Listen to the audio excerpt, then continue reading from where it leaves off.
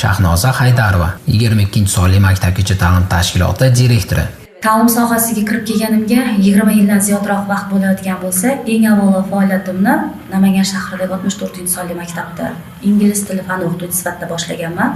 Undan keyin kollej tizimida, undan keyin maktabgacha ta'lim tashkilotida ingliz tili fani o'qituvchi sifatida faoliyat olib bordim.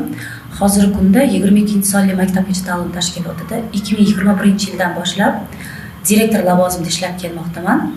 Rahbar sifatida tashkilot faoliyatini samarali yo'lga qo'yish va xodimlar malakasini muntazam oshirib borish ustuvor vazifa ekanini ta'kidlaydi. Maktabgacha ta'lim tashkiloti direktorlarini qayta tayyorlash va malakasini oshirish instituti tomonidan tashkil etilgan menejerlik kurslarida fevral oyida o'qib, menejerlik sertifikatini olishga muvaffaq bo'ldim. Bu malaka oshirish kursi meni hayotimda juda muhim jabha bo'ldi. Chunki u yerda bizga bilim bergan mutaxassislar, barchalari o'z kasblarining ustalari, juda kuchli professorlar ta'lim berishdi va bu meni butunlay ham shaxs sifatida, ham rahbar sifatida o'zgartirdi desam mubolag'a bo'lmaydi. U yerdan yangi bilim, yangi ko'nikma, yangi malakalar bilan qaytdim va hozirgi kunda jamoamiz bilan birgalikda ta'lim va tarbiya jarayonlarida ularni qo'llab bormoqdamiz. Bugungi kun rahbari buyruq beruvchi yoki nazorat qiluvchi emas, balki jamoani boshqaruvchi, iliq psixologik muhit yaratuvchi, strategik fikrlovchi, yangiliklarga labbay deb javob beruvchi lider sifatida maydonga chiqmoqda va bu biz rahbarlarga juda ham katta mas'uliyat yuklaydi. Doimiy o'zimizda ishlashimiz, bilim, ko'nikma, malakalarimizni oshirib borishimiz, ta'lim sifatini oshirish borasida doimiy izlanishda bo'lishimiz lozimligini doimo bizga uqtirib turadi. U maktabgacha ta'limning bolalar rivoji va kelajagi uchun muhimligini ta'kidlaydi.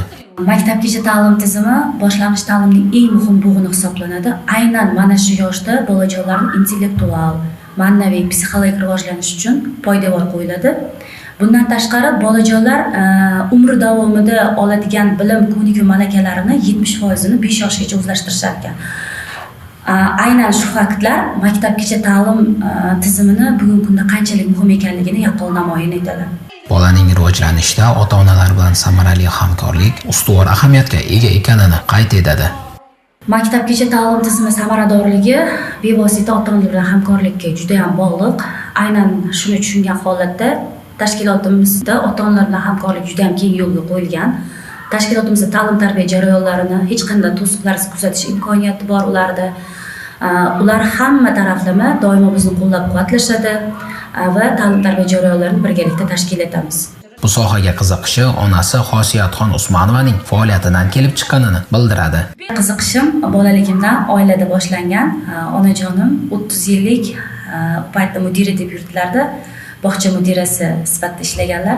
Ular bilan birga bog'chaga borib, yurib, boshqaruv faoliyatlarini ko'rib, oilaviy suhbatlarimizda bu kasbga bo'lgan mehr-muhabbat uyg'ongan va bu orzu-havaslar bugun mana reallikda amalda.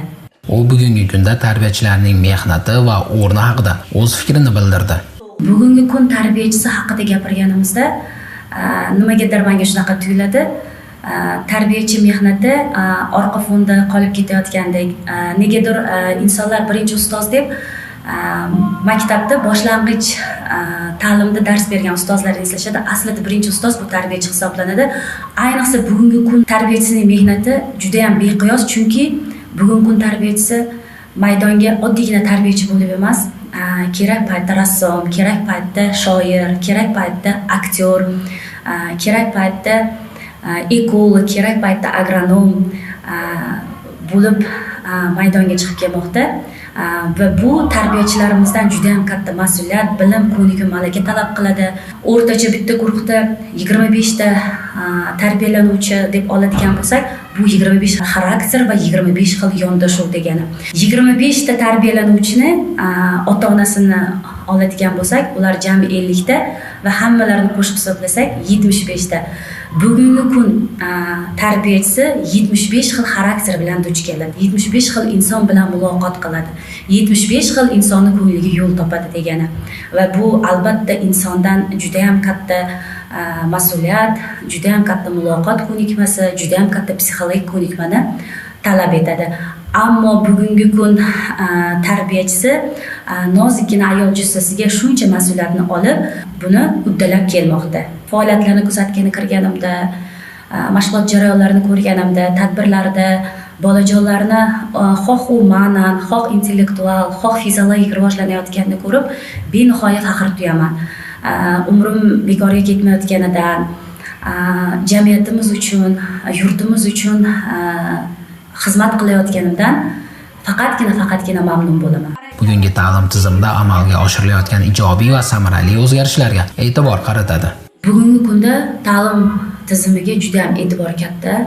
Muhtaram prezidentimizni ta'lim yo'lida olib borayotgan oqilona islohotlarini biz jamoamiz bilan hamisha mamnuniyat bilan qabul etamiz va qo'llab-quvvatlaymiz. Bugungi kun bolajonlarga yaratilayotgan sharoit shaxsan meni ham havasimni keltiradi. Nafaqat bolajonlarni ta'lim sifatini oshirishga, sog'lom ovqatlanishi, sog'lom rivojlanishi, bundan tashqari tarbiyachilarning o'z ustida ishlashlari uchun ham kerakli shart-sharoitlar doimiy amalga oshirib borilyapti.